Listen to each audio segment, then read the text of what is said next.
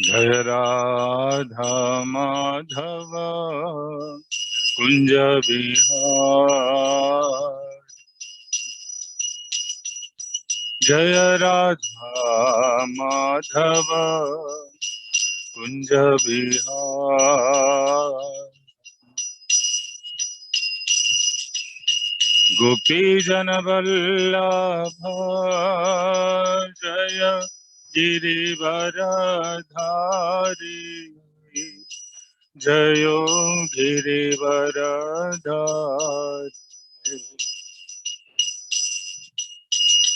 प्रिय गोपी जन वल्लभ जय गिरिवरधारी। जयो गिरिवरधारी। यशोदानंदन ब्रज जन रंजन। यशोदानंदन ब्रज जन रंजन। यमुना तीरा वनचारी। यमुना तीरा वनचारी। राधा माधव कुंज विहार। श्री कृष्ण चैतन्य प्रभु नित्यानंद। श्री अद्वैत गदाधर श्रीवासदि गौर भक्तवृंद। हरे कृष्ण कृष्ण कृष्ण हरे हरे। हरे राम राम राम हरे हरे। हरे कृष्ण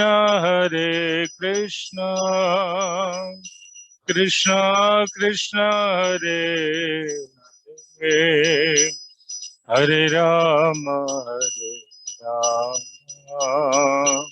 राम राम हरे हरे।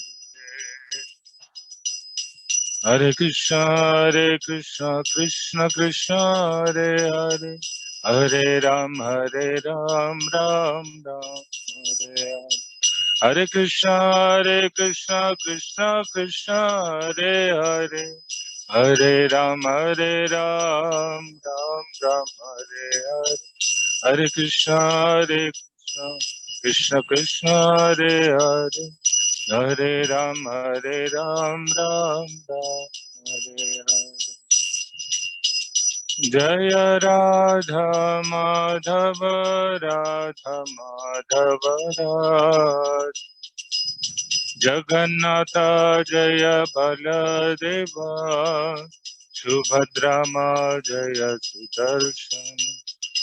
गोपाल देव गोपाल देव जय गोपाल देव। गौरनिताय जय गौरनिताय। गौरनिताय जय गौरनिताय। हे प्रभुपद शिल प्रभुपद। भक्तिवेदांत स्वामी प्रभुपद। जय जय प्रभुपाद प्रभुपाद प्रभुपाद प्रभुपाद।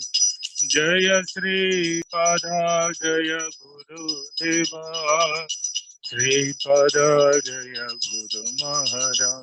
जय जय Shripad Shripad.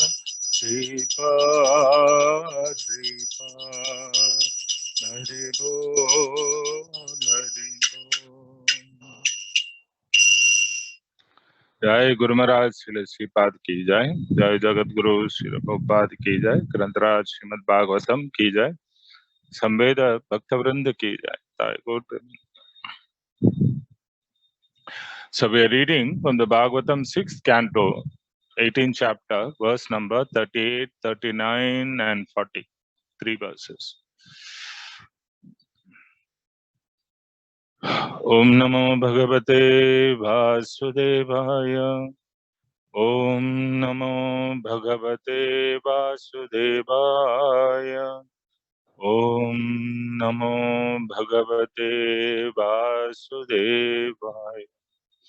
Narayanam Namaskritya Naram Chaiva Narottamam Devim Saraswatim Vyasam Tato Jayam Mudiraye. Nashtaprayeshu abhadreshu nityam bhagavata sevaya bhagavatir uttama sloke bhaktir bhavati naishike. So this is verse number 38.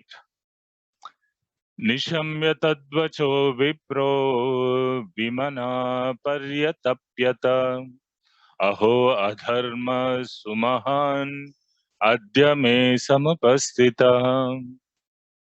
Translation purport by Srila Prabhupada. Translation. Upon hearing Diti's request, Kashyap Muni was very much aggrieved. Alas, he lamented, now I face the danger of the impious act of killing Indra. Purport.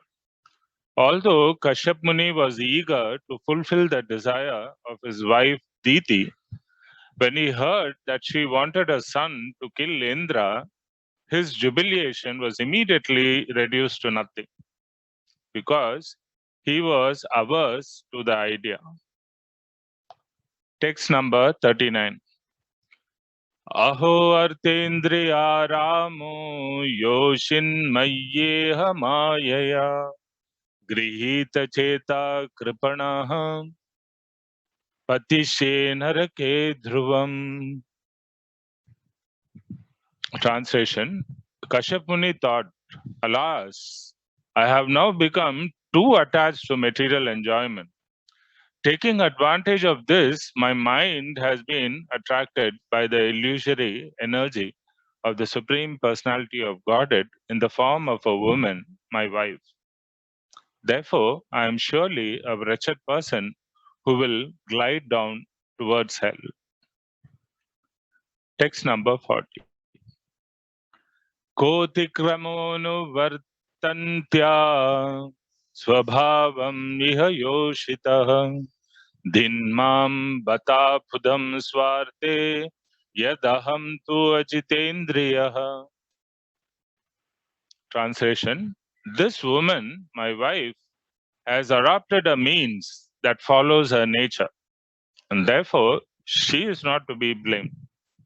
But I am a man, therefore all condemnation upon me. I am not at all conversant with what is good for me, since I could not control my senses. The natural instinct of a woman is to enjoy the material world. She induces her husband also to enjoy this world by satisfying his tongue, belly, and genitals, which are called jivva, udara, and upastha. A woman is expert in cooking palatable dishes so that she can easily satisfy her husband in eating. When one eats nicely, his belly is satisfied. And as soon as the belly is satisfied, then the genitals become strong. Especially when a man is accustomed to eating meat and drinking wine and similar passionate things, he certainly becomes sexually inclined.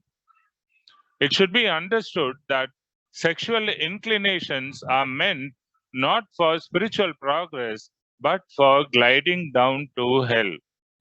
Thus, Kashyap Muni considered his situation and lamented. In other words, to be a householder is very risky unless one is trained and the wife is a follower of a husband. A husband should be trained at the very beginning of his life. Kaumara acharet pragyo dharman bhagavatan niha. Bhagavatam 7.6.1. During the time of brahmacharya or student life, a brahmachari should be taught to be expert in Bhagavata Dharma, devotional service. Then, when he marries, if his wife is faithful to her husband and follows him in such life, the relationship between husband and wife is very desirable. However, a relationship between a husband and wife without spiritual consciousness, but strictly for sense gratification, is not at all good. It is said in the Srimad Bhagavatam, 12th canto, 2nd chapter, 3rd verse, that especially in this age, Kali Yuga, Dambhatya Abhiruchire Hetuhu, the relationship between husband and wife will be based on sexual power. Therefore, householder life in this Kali Yuga is extremely dangerous unless both the wife and husband take to Krishna consciousness.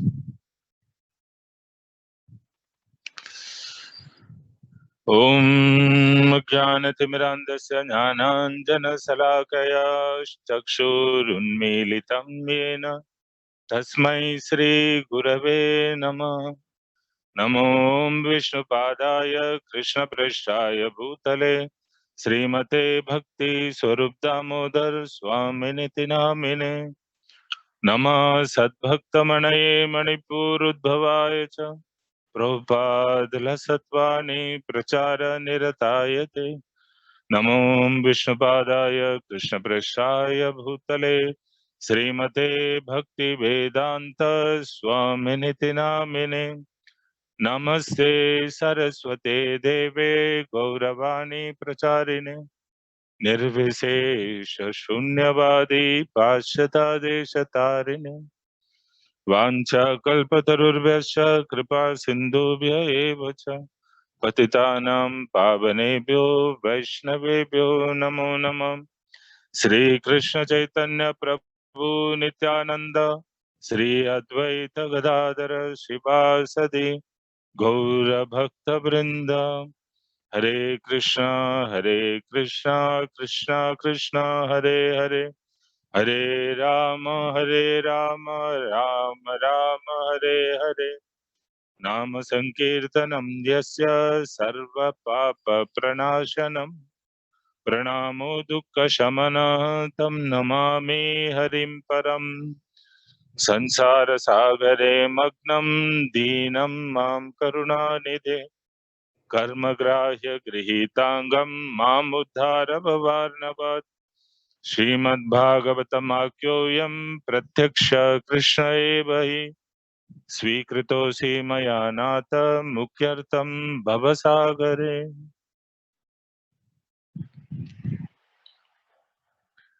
So we are continuing Bhagavatam Seva, and this year is supposed to be Prabhupada's 125th anniversary.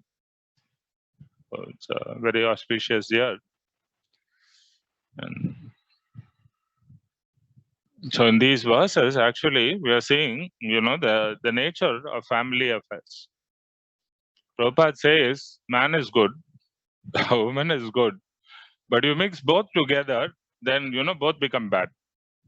So that is why you see in the Shastras, there are so many statements where, how do you say, the ladies or Matajis or women, they are, so many ways they are, kind of like put down. You just avoid them, don't be with Matajis, this, that, like that, so many things. Like, I'll give you a few examples, and then, one should properly understand, why the Shastra is saying things like that. So for this reason, we will talk about that. And then we will go about these main qualities of a human being. There are 30 qualities Narad Muni is listing, but two among them in this context is very prominent. One is austerity, the other one is sense control. I remember when I was in school, there was this girl who composed a poem. It is very rare those days, that they allow ladies to come and, recite the poems. And, the poem goes like this: control, control, self-control. This is the best of all control. I don't remember after that what she wrote, but it was very nice. It was a very catchy thing. We all remembered. we, at that time, because we were very young, we couldn't understand the purport of that. What is the import of having sense control? We didn't understand, but now, over the years, after practicing devotional service, we understand what happens when you let loose your senses, when you indulge your senses and you indulge in sense gratification. What exactly happens? What are the consequences of that? We understand. So we'll start out with our the statements by Mataji. So the beginning with the Lord himself taking the form of Mohini Murti. So the Lord is appearing as a very beautiful woman. You know the situation. The milk ocean has been churned and the nectar has come, and then the Mohini Murti appears so that she could somehow cheat the demons, and then she could give the nectar to the demigods. So see, this is a translation. These demons, they're approaching her with a pot of nectar and they're requesting her, please, you are very beautiful, you are very wonderful. We are all sons of Kashyapa, the same Rishi, Kashyapa Muni's sons. But, both of us, we work together very hard. And, you have appeared here so very wonderfully. So, you please impartially, you distribute this nectar to all of us. We think you are quite qualified to do that. So you see what Mohini Murti is saying. She's saying, "Oh, sons of Kashyapa, it is foolish to put your trust in me because you don't even know who I am. What if I am unchaste and untrustworthy? Wise people never put faith in such frivolous women. Women who just come anywhere, just like that. Oh, Asuras, there is no difference between wolves and women of loose character. Their friendship is never stable. They both hunt for newer and newer prey." No. So, derogatory statements. And then this is from the 8th canto of the Bhagavatam, right? Now, in the 9th canto, you see Urvashi, the heavenly Apsara, somehow because of a curse by Mitra and Varuna, Urvashi has to come down to the Earth planet, and taking this opportunity, when Narad Muni was actually glorifying this king, Pururava, an earthly king, so she thought, Urvashi heard that glorification and she became attracted. So she thought, okay, let me go find this king and associate with him. So she came down and she put forth certain conditions. And then, they were very blissful in conjugal life, happily married and settled. So later what happened, because he broke one of these promises that he had to keep, the king. So she had to leave him. And a time period for the curse was also getting over. So Indra wanted her back in Indra Sabha, in the heavenly planet. So Urvasi, she had to go back. And, at that time, this king, after enjoying with her so much, and Urvasi is very beautiful, naturally, heavenly damsel, so you can understand. So he's so attached and he is literally crying, please don't leave me like this and go. But she vanishes. And after 5 years of wandering around like a madman, ultimately he comes and he sees her in Kurukshetra along with 5 other Apsaras, 5 of her female friends. And, he approaches her and literally, falling at her feet, he is begging, please, how can you leave me like this? This body will waste and die. It will be eaten by jackal's dogs. Don't leave me like this. I love you so much, like that. He is pleading. And you see what Urvasi is saying, and she's speaking such terrible words about the character of women in general. She's saying, "Oh king, you're a heroic man. You're a big hero. Don't give up your life like this for the benefit of wolves."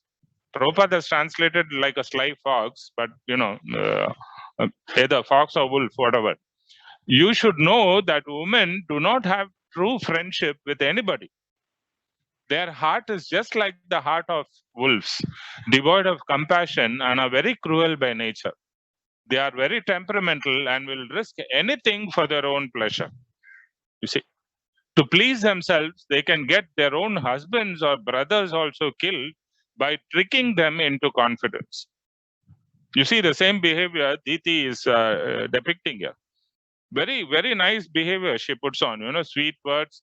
Whatever a husband wants, she's satisfying him. And then, when he is moved, seeing all this, wonderful feminine qualities, and then she says, you give me a son, I want to kill your other wife's son.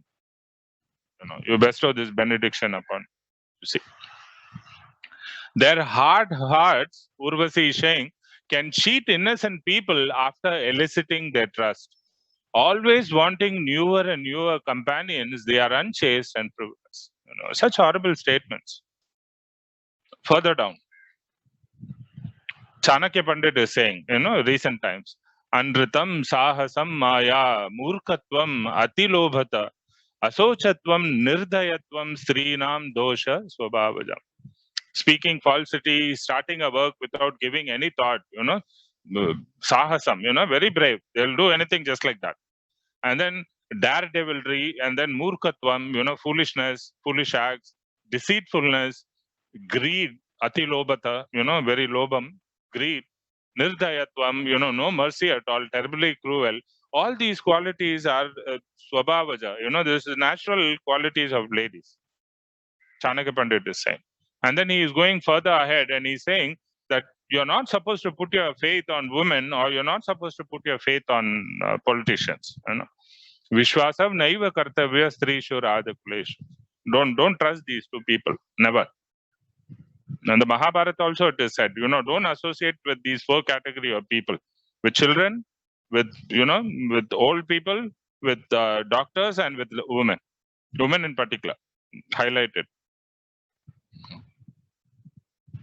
And then again, Chanakya Pandit is going, women have hunger twofold, shyness fourfold, daring sixfold, and lust eightfold as compared to men.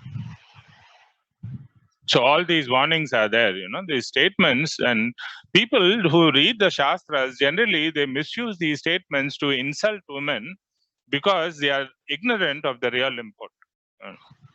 But every sane person, anybody who has a little fund of knowledge, he knows that not all women, they will match this kind of description. Women, they are also mothers of humanity. And they are like some of the most loving and caring people, very kind people, and especially to their children. So even though Diti is asking for a favor for a son, which is naturally a husband's duty to perform, her intention is that, this son at least should be alive, So because the Devas are generally killing off my sons, the Daityas, I want a son who can destroy them, so that, I do have some children with me left. Her intention is that, okay. And then here we see, there's this nice example comes to mind about advertisements. You have seen these, nice provocative advertisements where there are all these ladies in very minimal clothing, and these women who are displaying, the models who are displaying the product, they have nothing to do with the product. Probably they hardly use that, they have nothing in common with that product. But then, they are there and they are standing, and then, you see this advertisement there, and immediately, it's the woman which actually catches the man's eye. This is a basic principle, because these men, they have this weakness and they're very easily attracted to the female body, right? So once that woman or the model in that ad catches a man's eye, this rationality, the brain, which is normally working very fine, the rationality comes down, it drops. And then this person becomes completely susceptible to accepting whatever that lady is saying. The way Mohini Murthy bewildered all these asuras. And then without even any kind of discrimination, they will go after the product. You see, the purpose of the advertisement is not to promote the model or the lady. The purpose is to push a product. But persons, they see the lady and then they are convinced to buy the product. The same way. In family affairs, sex, it is not for pleasure. It is for procreation. You produce a child. If you are unable to become a nice devotee, you don't glide down to hell by sense gratification. You produce a son, a putra, who will save you, from this put narak. Putra means trayate. He saves the father from gliding down to this particular hell. This is a job of, having sex life, to produce such a wonderful son who will at least become a devotee in case you are not able to do that. And the same way, what was the other point I wanted to say? Yeah, this the way these ladies are described here, the idea is not that we develop hatred towards them and we condemn them and you leave. It's not like that. The idea, the Shastra is saying all this is that how to remain detached and develop this interest in spiritual life, but not interest in sense gratification. So this very same Shastra is glorifying women also. You see Kunti Maharani's story, you see Draupadi's story. Amazing, amazing women. And then you take the particular example of gopis.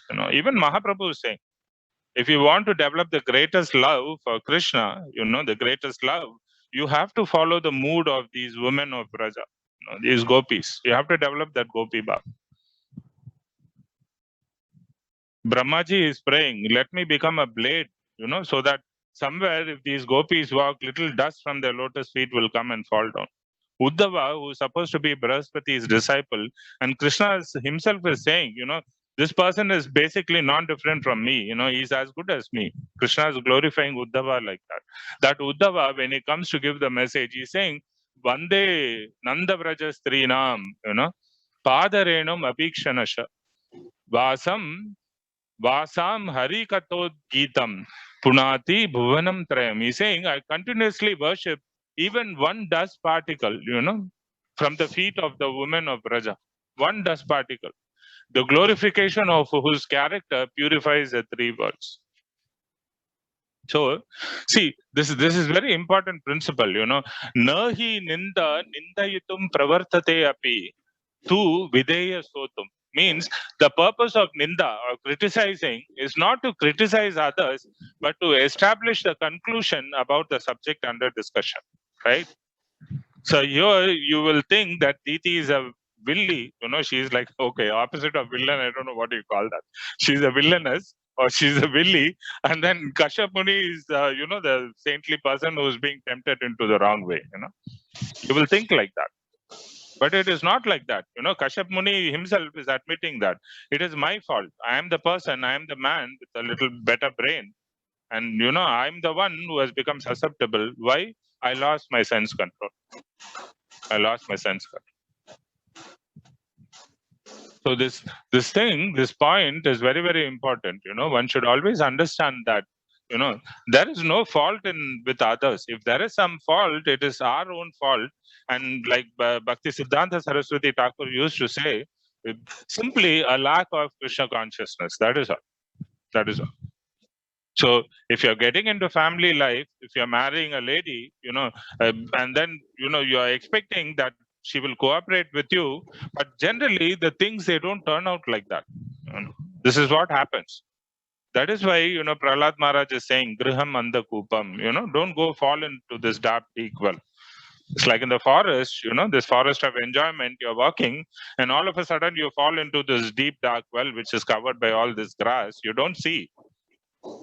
And then once you fall in, you can scream your life out, but nobody is going to come and hear and pull you out from that. It's not easy. So the Shastra is saying, everybody has this inclination, this natural tendency to enjoy the senses. So if somebody is, and if you're just going to allow everybody, push everybody, okay, you go fall into that deep dark hole, you're going to do that. That doesn't make sense. If you have to go also, there is proper restrictions. First, you get trained nicely as a brahmachari. Kaumaro acharet pragya. You learn to control your senses, do all this austerity, so that when the chance is available after this brahmachari training, after this proper training, even if you get into the grahastha ashram, you will not freak out with your senses. You will not think that lady to be an object of your enjoyment, your sense enjoyment, and you will not misuse her. This is the most important part. But people, they skip this part, this main part, and they jump upon, all the ladies are like this, let me hate them, totally. No, this is not the import of the Shastras. This is not what the Shastra is trying to say. But one should be very clear. One should be very clear that definitely, if you get into family life, it is a big distraction, because you become responsible for all these people. You become responsible for your wife. You become responsible for your children. And if any of your wife relatives turn up, that also you have to take care. You cannot say no. That's why these other three ashramas, you see, the brahmachari ashram, the vanaprastha, and the sannyasa ashram, where sex life is exempt, all these three people, they have to be maintained by a grahastha. This is a grahastha's duty. Not that, I've got a license, I can do whatever I want, enjoy my senses to the maximum extent. Not one wife, two wives, but I will have 13, 14 wives and I can enjoy. No, it's a heavy responsibility. And Kashyapa Muni, you see, she is Ardhangini, right? We say Dharma Patni or Ardhangini. Ardha means, you see, half and better half. But the lady's nature is such that they are not satisfied with that half. You give them an inch, they want a mile. In Tamil, we have this saying, edatta kudutha madatta pidikkirathu. Which means the person is coming to you at night and he's saying, Prabhu, please give me a place in your mud to sleep. And I just want maybe 6 feet to sleep. And then next day he's trying to capture the whole mud, So that is the nature, Stree means to expand. So she's not satisfying being the better half. She wants to take control over the husband in so many ways. And, Kashyap Muni, because he is come under the sway of all her sweet words and, all those things, he's lamenting. Oh my God, what did I do?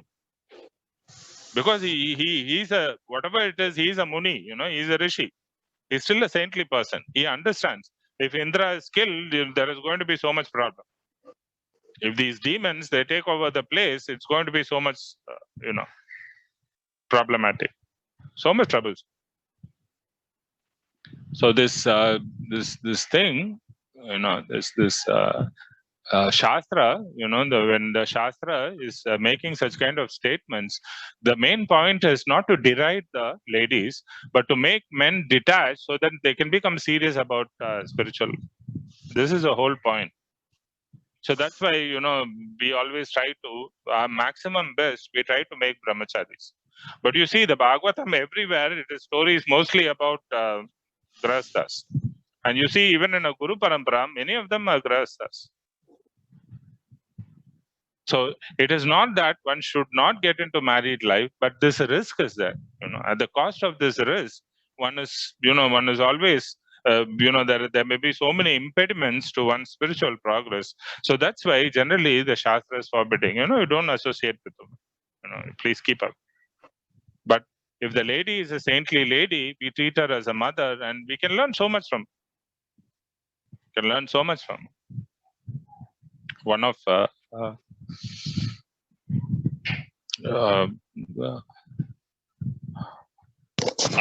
venga da varan. So this intention, you should understand this intention of the Shastras is not to develop hatred, but you should also remember, if there is hatred on one side, the backside of this hatred is attachment. People are too attached sometimes. They act like they are very, very hateful of ladies. And you see also, Mataji, stay away, and then they are all running after Matajis. After 10, 15 years, you will see this. These things happen. So Bhagavatam is cautioning, you get trained very nicely. You develop this sense control, through the Bhagavatam process, the process of chanting, associating with really renounced and saintly people whose only goal in life is to be Krishna conscious. And then, when you have certain amount of training or certain amount of discipline, then it becomes little easier. Even if you get into the Grahastha ashram, you will not misuse. You will not misuse that opportunity. Rather, both the husband as well as the wife, they will also progress, and they will also bring forth such wonderful Vaishnav children that the whole world will be happy. It will be a very happy thing. So this is a very important statement in this. So Kashyap Muni is lamenting his situation, and Prabhupada is also saying that it's desirable. It's desirable if you have a very nice, good relationship between the husband and wife, if it is based on a spiritual relationship. Otherwise, Chanakya Pandit is saying, Nasti, where if there is a home where there is no mother, there is no loving mother, or what is that? Bharya apriyavadini. That is what he's saying. Bharya means a wife. If the wife is apriyavadini, if she cannot even speak nicely and be obedient to the husband, then vanam tena gantavyam. You better to go to the forest. Yata griham tata vanam. The home is as good as a forest. And Prahlad Maharaj is also recommending that, Vanam gatoyat harim ashrayeta. Why do you go surrender to your wife and other people? You go surrender to Hari, the Supreme Lord. You go to the forest and surrender. It's better. Krishna will take care of you nicely. Much more better than your wife and, other people can. So this is an instruction from the... So this Vacho Vegam, right? This sloka is that. Vacho Vegam, Krodha, Manasa Vegam, Jivva Vegam, Udara, Upastha Vegam. So these three things. In Kali Yuga, in particular, you see, people are so much controlled by this tongue, belly, and genitals. Unavoidable. Everywhere you see, they eat anything. Everything starts with the mouth. They eat anything. And once, the tank is full, then you naturally have to open and let it out. This is what happens. So you stuff all the nonsense inside and then, the reaction is, you cannot avoid it. So the first thing is ahara shuddhi. That's why whatever we cook and we offer to Krishna as prasadam, that purifies.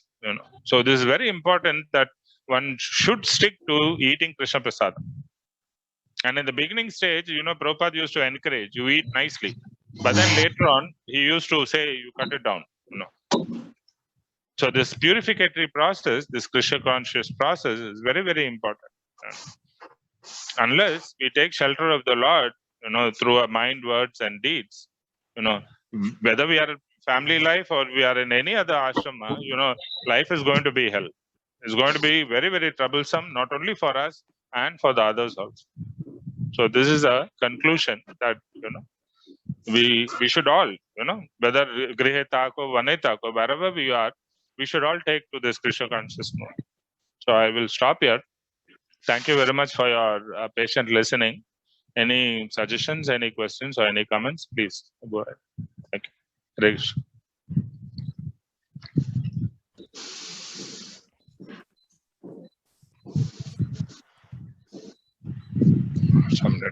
Something on the stove, it is burning. Yeah.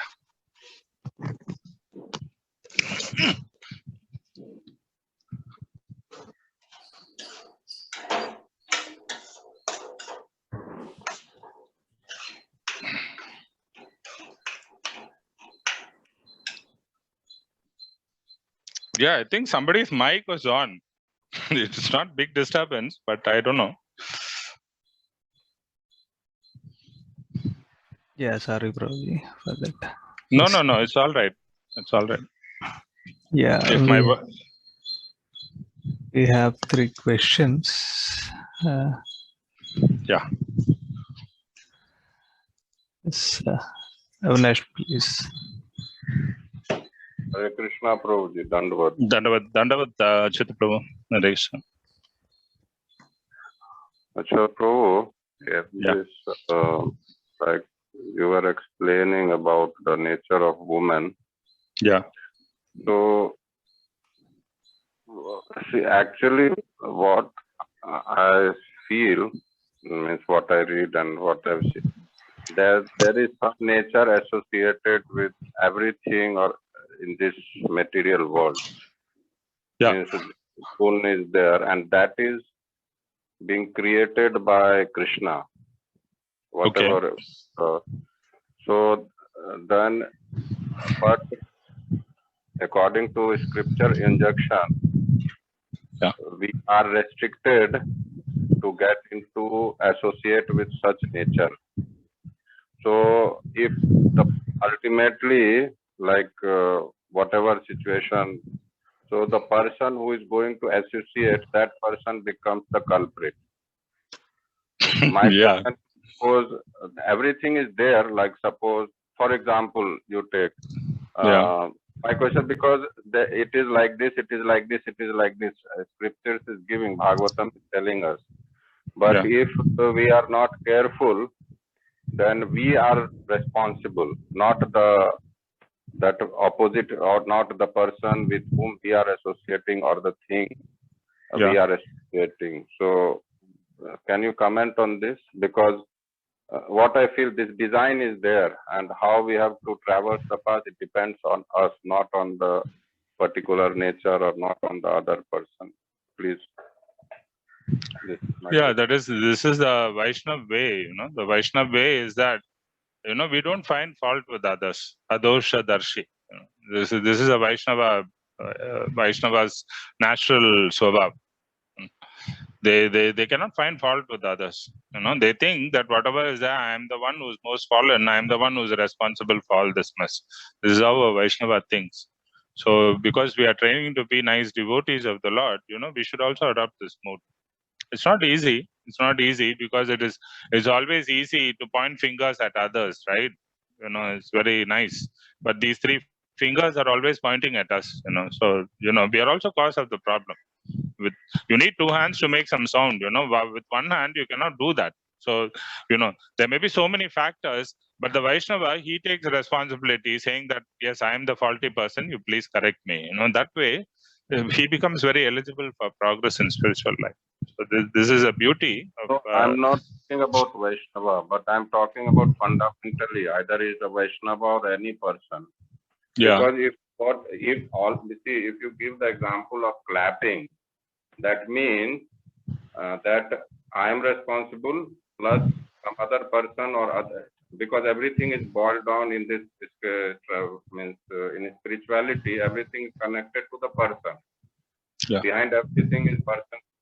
So when we are clapping, so I am responsible, others is responsible. But if we read Bhagavad Gita or Krishna says, those who is going to get, the person who is desiring is responsible. That's why, if you go according to the Karma Siddhanta, whatever we do, we have to face. No one is else going to face my result of my karma. So in this way, if you give example of clapping, then how it will work? Means I am suffering because of I am responsible. Environment or anything is there, but that is there anyway. It will be there. That is not going to change because this is design of Krishna. Please explain through. Okay. See, ultimately Krishna is the cause for everything. But if you're going to throw all the blame on him, see, there was this. I was also reading this. Wait. No. Let me finish. See, the thing is that there was this discussion on free will, right? So practically they were arguing back and forth, Prabhupada with Prabhupada. Prabhupada is saying free will, the living entity has free will means he can act wrongly. That is free will. You can do something wrong. We say humans are not perfect, right? So we make mistakes. This is the nature. Unless there is a chance of doing wrong or right, then where is the question of free will? It's not one-sided. You can do something wrong also. But, then the question comes, Prabhupada is saying, like a thief, he knows that he is stealing, it is bad, but still he does that. That is free will. He cannot check that greediness. So in spite of knowing that he is doing this wrong thing, that he will be punished, he knows, and he has seen other thieves also, experience that they are punished, and he will be put into prison. Everything he knows, but still he steals. Why? Because of misuse of free will. So this is the thing, when a person is voluntarily associating with a lady, he knows these things. What I'm doing is wrong. This is not how I'm supposed to behave. He knows that very well. But still, because he is misusing that free will, the responsibility actually falls on him. It's his mistake. There's no doubt about that. You cannot blame that lady there. She may try to induce him, but still it is his thing to stand on his ground, immovable like a rock. But if he becomes susceptible, it is his fault. And naturally, the consequences are there. But Prabhupada ultimately is saying, but that is also arranged by the Lord, It's like in the school, you have certain amount of freedom, within the school campus, you can do so many things. But, the restrictions are always there. And if you're going to break the restrictions, immediately the teacher is going to come with a scale and punish. This is that. So it's not like out of humility I'm taking responsibility, but it is a fact. If you do something wrong, you are entirely responsible for that. You should hold up that. that side of the thing, you should be very clear. It's my fault. So this thing is that, yeah. Question is you explained that about environment is created by Krishna. But then again, it is said in scripture, environment is created by Krishna according to the desire of the living entity. Okay. Even Krishna is not directly responsible for this material world. Krishna is creating, but because such living entities are there. So ultimately, again, according to your statement, again, the living entity is ultimately responsible for his good or bad. See, that's why I said at first, ultimately Krishna is Sarva Karana Karanam. He is the cause of everything. But then, if you're going to shift the entire blame on him, then you make the Lord look like everything he's doing is bad. I'm on living entity, not Krishna. I'm telling living entity is responsible for his good or bad. Even environment is created by Krishna. I'm telling you. Okay, thank you. Yeah. Hare Krishna. That is true. The jiva, he causes his own downfall. The Lord is not begging him, you come down to the material world and you get entangled. The Lord never does that. But we do it out of misuse of our own free will. That is true. Yeah. Yes, sir. Thank you. Thank you, bro. Yes, Govinda Maharaj, please. Hare Krishna. Dandavat Maharaj. Hare Krishna. Dandavat Olgo Shishra Sita. Yeah, your classes are always very engaging. Well, my question is, it's a perspective thing, so you have to throw some light. Which path is easier, faster, and direct to attain perfection? Renunciation versus householders. Okay, because it's a different perspectives due to lack of awakening or awakening before or after. Because in the scriptures, the fair sex or the ladies, they are not recommended to have independence throughout their life. That's why the scriptures don't say Patni na Sashat, don't become a wife. Nor does it say don't become a Shishya. So from material point of view, as far as the ladies are concerned, they take shelter of a husband. And now if they are concerned about their well-being, so how the role played by the husband along with wife, what is really essential at every stage of one's life in one's consciousness to attain perfection. So you asked which among the two is best. Both, it's equal opportunity thing, Maharaj. If you're a sincere grahast, and then the chances of you going back to Godhead is there. But this path of renunciation, this Nivritti Marg, is actually recommended in the Shastras as a much more direct and easier route. Because you're not unnecessarily entangling yourself. So the chances of straying away from the main goal, which is going back home to Godhead, to Krishna's shelter, you are focused on that. But as soon as you enter family ashram, then this problem comes.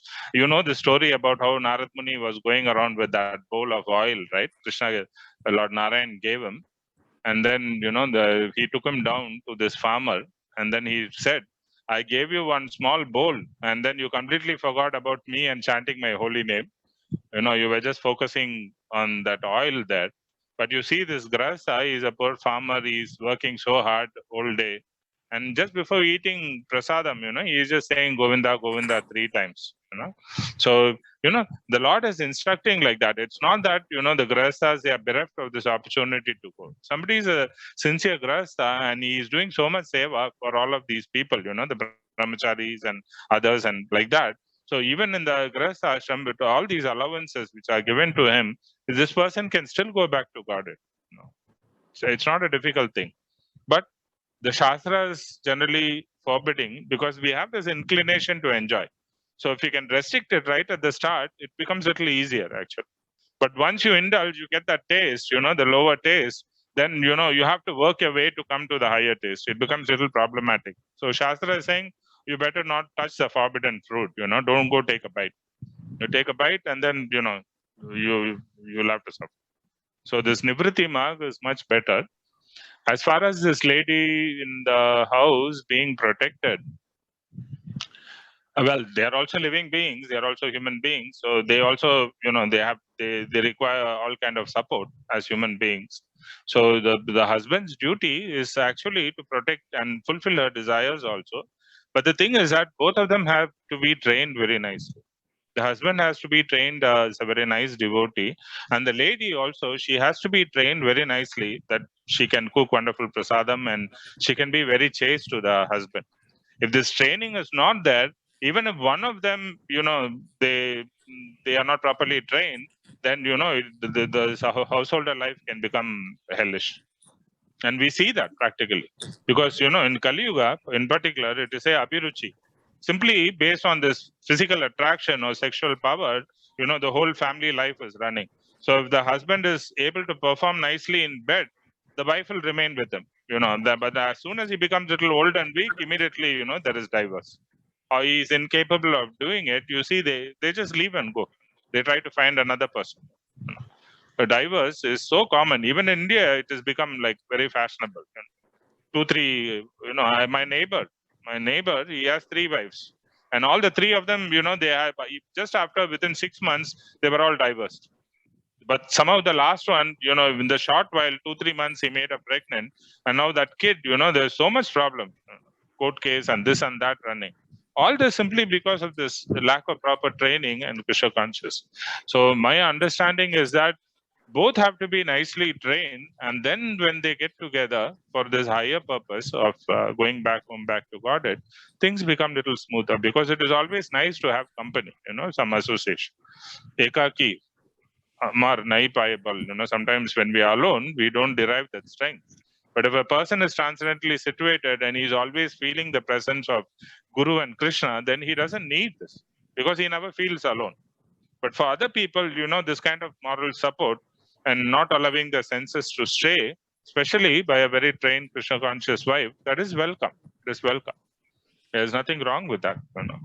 It's not condemned to go into any ashram, but the point is that both of them have to be trained nicely, whatever ashram they are. If the training is not there, then they cannot survive. They'll be a source of trouble to themselves as well as to the others. This is my understanding. You have to add something, please go ahead, Maharaj. No, I have another question, because that would be better. You explained first, wonderful.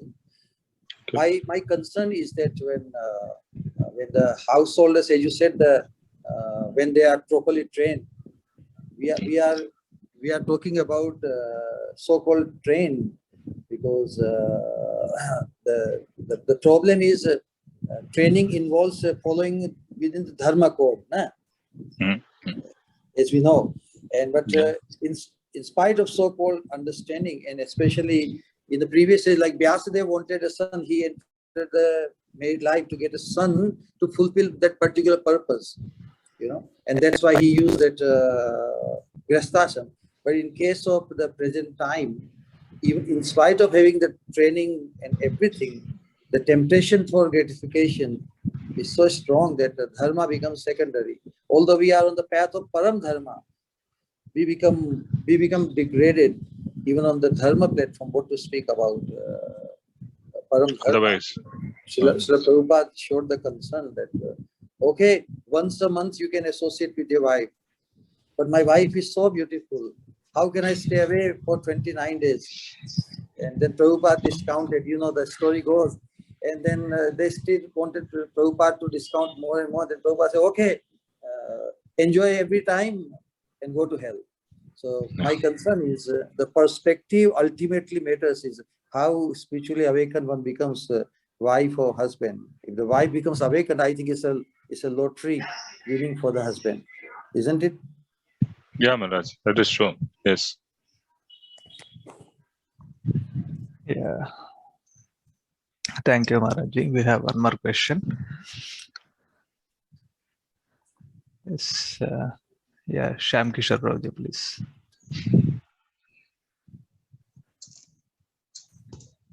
Hare Krishna Prabhuji. Dandavad Prabhu. Hare Krishna. Nice to see you. Navdeep Vasi. So my question is, Yeah. as we have read in this purport, it says that a man in his celibate celibate time, he should be well practiced in devotion service. So then when he marries, and if his wife is faithful to her husband and follows in such life, the relation between husband and wife is desirable. Yeah. So my understanding is that if the husband is a very nice devotee and the wife is cultured, means she knows how to be faithful and chaste to her husband, and she knows all the household duties very nicely. So that way she automatically gets the rest half of the devotional results from the husband, and that way it will be conducive. So is it right? Means Yeah. She definitely shares in the thing. Whatever devotion he is doing, she gets the full benefit because she's serving a Vaishnava. So there is no doubt about that. She will get the exact same result as a husband. There is no doubt. But the condition is she has to be very chaste and she has to serve her husband very sincerely. That is it. If she's and, doing that, yeah. My second question is a short one. yeah. The question is that if the wife is a devotee, Yeah. the wife is a devotee, and the husband is an atheist, and uncultured also, Okay. eating meat, wine, and other things. So it's my relating to the question put up by Haripad Prabhu that day, that if the Yeah. wife is a devotee and husband is an atheist, so whether she can reject him and like this. So my question is that if such situation is there, then what the wife should do according to the scriptures directed, like if the husband is an atheist, so See, the Vedic thing is that we don't divorce, right? Once married, she is committed to that person. They say, Sat Janam, right? 7 lifetimes we will be together. They go around Agni with all that knot, big, huge knot tied to their pallu and his dhoti. And then, 7 lifetimes we'll be together.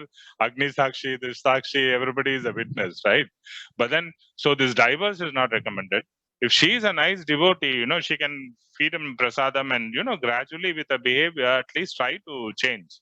But if he is not amenable to that kind of change, then, it's better she continue her spiritual practices, giving up. What can be done? Because if you gain the whole earth, the kingdom, all these relationship, but if you lose your soul, Jesus Christ is saying, what have you achieved? So for spiritual life, actually, you can sacrifice all these things. There is no loss there. You can definitely give up all these things. But the lady also, she should consider a position, whether she will be able to be protected. If she has some grown-up sons or, at least somebody, parents or brothers, there are somebody to take care, then without divorce, she can go and she can carry on. I cannot stay with this person. It's very difficult for me. My spiritual life is being hampered. Then she can give up. But she should definitely make an effort, try to think. And see, a human being, after all, the husband, if the lady is speaking very nicely to him, giving him very opulent prasadam, even animals become tame. Now, what to speak about a human being? So that prasadam will work. She's a nice devotee. You see, sooner or later, in 4, 5 years or 6 years' time, that person will become completely convinced. Oh, my wife is a Devi, like a demigoddess. He will understand this. She's not like ordinary woman, and change will be there. And she can pray also. She can pray to the Lord, my Lord, you have given me like this. You please change the situation. Because the Lord is sitting as a Paramatma. He can work miracles. 1 second he can change somebody's nature. It's not very difficult for the Lord. So, this is possible. So at least we must make an sincere, honest attempt. And after doing all that, if it doesn't work out, then, it's better to give up. And since she cannot go to the forest, she can go to, some relative's house, her parents' house, her brother's house, somewhere where, she is accommodated. But you see, wherever ladies like this, they go, they will always be a source of problem. It will be like an eyesore for them. So the best thing would be to carry on like this, tolerate and keep praying to the Lord. But we don't find people like that nowadays in Kali Yuga. Immediately there is divorce. Very simple reasons there is divorce. These are the ideal scenarios. I'm talking about ideal scenarios, but it doesn't always work that way. The ego comes in, and there's a huge clash, immediately divorce, and everybody's life becomes miserable. This is what we are practically seeing in most cases. Even devotee families, this is happening. The so-called devotee. So the best thing is to avoid. Otherwise we try to make an effort. Or we stay away. These three things. Avoid getting into married life. If you get married, for the ladies in particular, you try to make the husband a better person. If he is not amenable, then you try your maximum, and then you leave and you focus on your spiritual life. That is more important. The husband is supposed to be the guru and guide, actually, for the thing. Pati Dev, they say, he's like a demigod, or he's like a spiritual preceptor. The husband, the king, and the father, these three people, they are gurus, actually. So if they are not properly trained and they don't guide their dependents, the Shastra is saying very clearly, you don't become a father, don't become a husband, don't become a guru, don't become all this. Don't do it. But you understand, Prabhu. Yeah. Thank you. Thank you, Prabhuji. I have one more question, but Yeah. other two Sorry, people are Prabhuji. there. Yeah. I can ask at the last if time is permitted. I think you are already done with your 2 questions of the day. Yeah. Okay. Yeah. Yes. Before going further, we have an announcement regarding this summer school. Yes. Srila Prabhupada ji has started Bhaktivedanta Institute with a great vision that people who are following the science can be changed if a scientist comes and speaks in the other way, saying that God is there. So I take it as like, if a person who is doing any wrong thing, then he will listen to a person who has already done that wrong thing and change that, more than a person who is straight away into the right thing. Yeah. Okay. So otherwise, we will be treated as a sectarian group. That is the vision of Srila Prabhupada, and with that he has started Bhaktivedanta Institute. And so we from Bhaktivedanta Institute is organizing the summer school on origin of life research, and 2 days more today and tomorrow.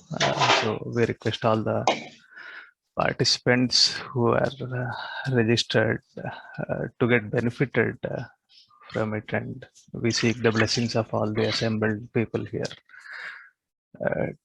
for smooth functioning of it. And yes, we are going ahead. Ripad Prabhu, please. Hare Krishna. Dandavat Prabhu.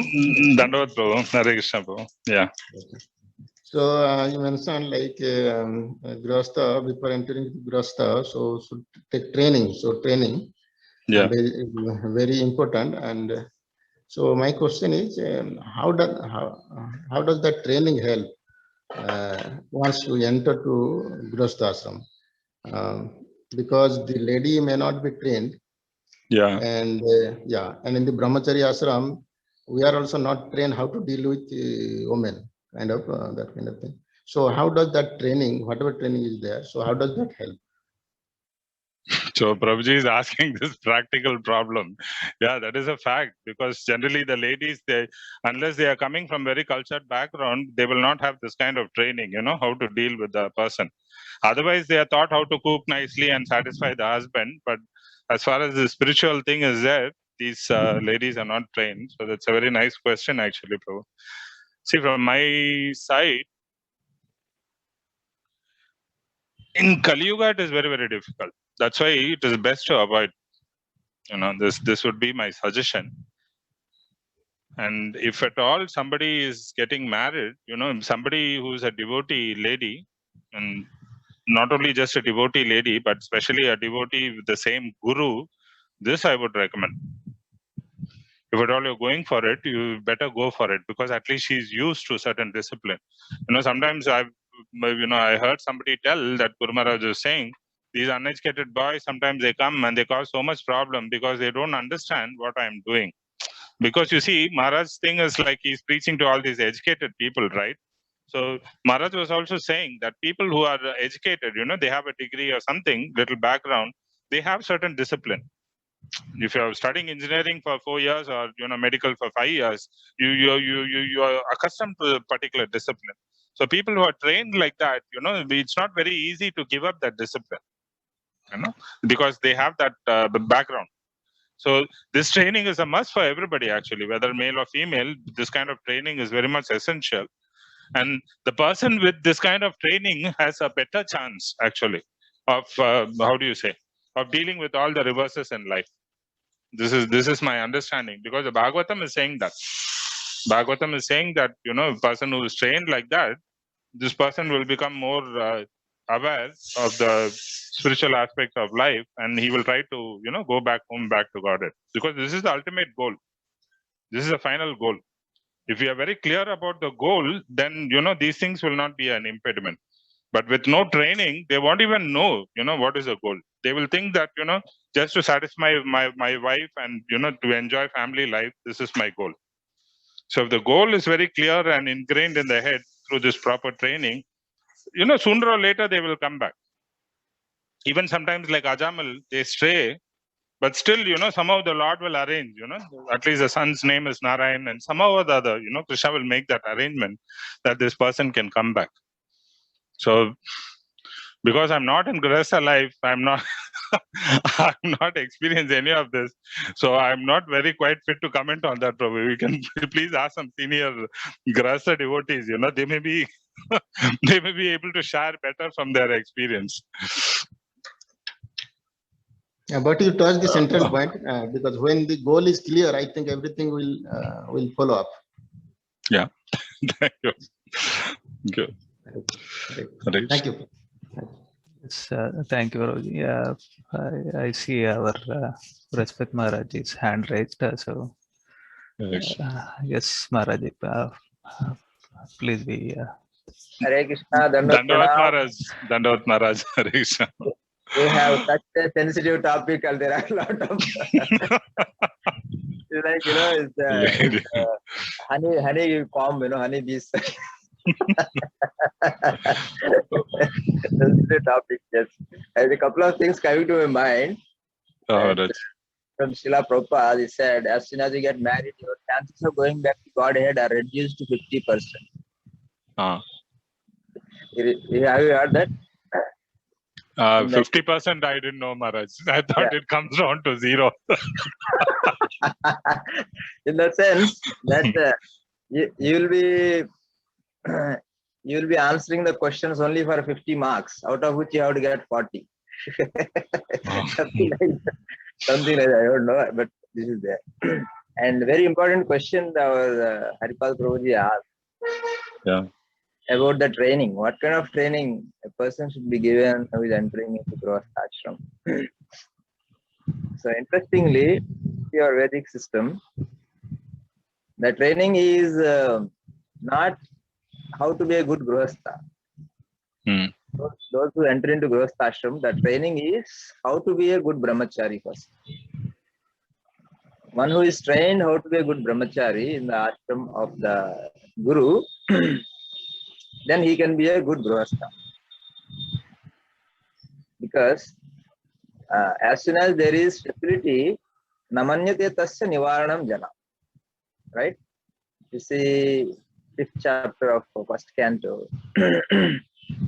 Why Vasudev is condemned by Narada Muni? Because all these facilities you have recommended in the name of religion is good, but the problem is encouraging part everybody accepts. Everyone accepts. But prohibitions part nobody accepts. Nobody cares for prohibition. So this is the main problem. So therefore, there is training only how to become a good brahmachari. One who is trained as how to be a good brahmachari, he can be a good grihastha. Because everybody is expert in the elevences.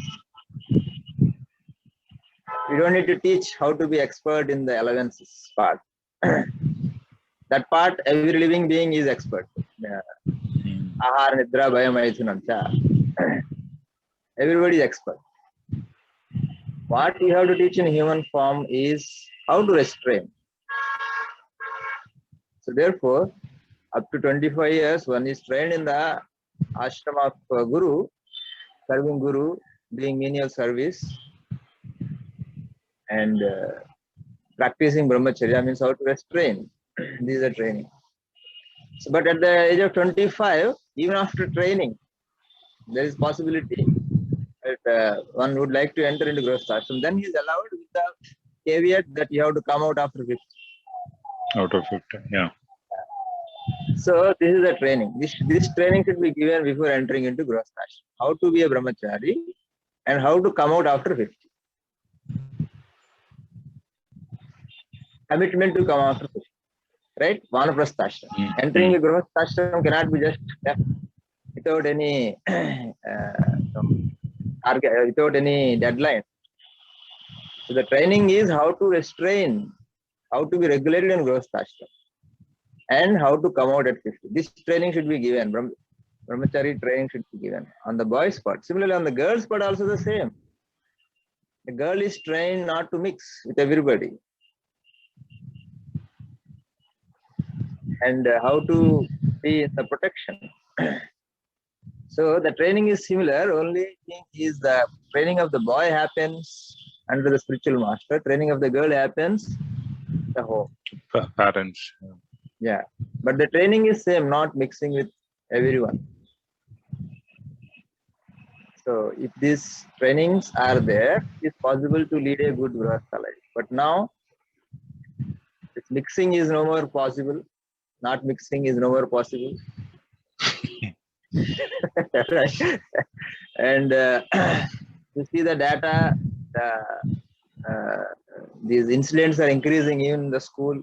See? And the girl is trained how to be in the very early age. She was taught who is her husband for next rest of her life. So these trainings are there. So therefore, this system would work, you know. So without these systems in place, it's very, very tough in Grihasthashram. Grihasthashram will be a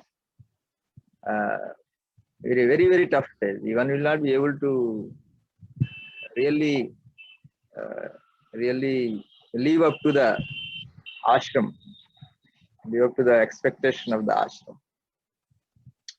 But Sankirtan is very powerful, though in whatever abominable condition or disadvantaged position, one can raise himself. One can raise, and by taking proper shelter, and definitely one has to fully come. And the main danger in the family life is nothing of self-guidance or anything. The greatest danger in the family life is you think you belong to the family, not to Krishna.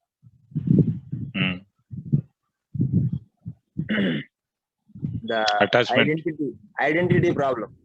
The main problem in Grihastha life is identity problem. You see, your money, you count how much you are spending for Krishna, but you don't count how much you are spending for the family. I have given this much, I have spent this much for Krishna, I have spent this much for bhakti. So therefore, sorry, what did I say just now? Yeah, the money part. You spend more for family. We don't count how much we are spending for the family. We count every paisa we are spending for Krishna. Identity problem. Identity problem. Because you think this is mine, so why I have to count what I am spending for myself, right? But for Krishna, it is something, is a different family or different. We are trying to be same family, but practically it doesn't happen. Same the time, everything, right? If there is an emergency in house, you sell anything and come out of the emergency. If there is emergency in the mission, somebody else will take care. Right? So the real problem in Grihasthashram is none of this. Of course, these are a problem. The facilities to come out of the main problem is the mamata. Whom do you belong? Who are your people? and this family is not your family. You accept something which is not yours, right, as being most dear. That is the greatest danger in family life. This family is illusion actually, means that nobody is your wife, children. Is only play for some time. You are just playing around for some time. Just like a video game, we are playing around. But we take that as reality. That is the greatest danger in the family. So these trainings will be given if one goes to the spiritual master and serves him until he is 25. Correct. Thank you. A comment, not a question. Please forgive me. I'm restraining No, to Maharaj. No. It's a very, very valid point, Maharaj. That's why Prabhupada was lamenting that I couldn't fully establish the Varnashram. He wanted at least a system in place so that people are trained like that. For 25 years as a nice brahmachari, with the basic education, but at least they know what is the goal in life. Very clear on that. And, when to leave actually. These things that Prabhupada was lamenting, I couldn't do that fully. And, I'm leaving that job to you. Something like that, I think Prabhupada said. So it's a very valid point. Yeah. Thank you. Okay. Yes, thank you, Maharaj. And yeah. Yes, Madan Manohar Prabhuji, we may conclude. We can wind out, no? Yeah. So, Jai Guru Maharaj Srila Sripad ki Jai, Jai Jagat Guru Srila Prabhupada ki Jai, Jai. Glorious B.A. Bhaktivedanta ki Jai. Hare Krishna. All glories. His Grace Madan Manohar Prabhu ki Jai. Thank you all for joining. See you all in tomorrow's class. Hare Krishna.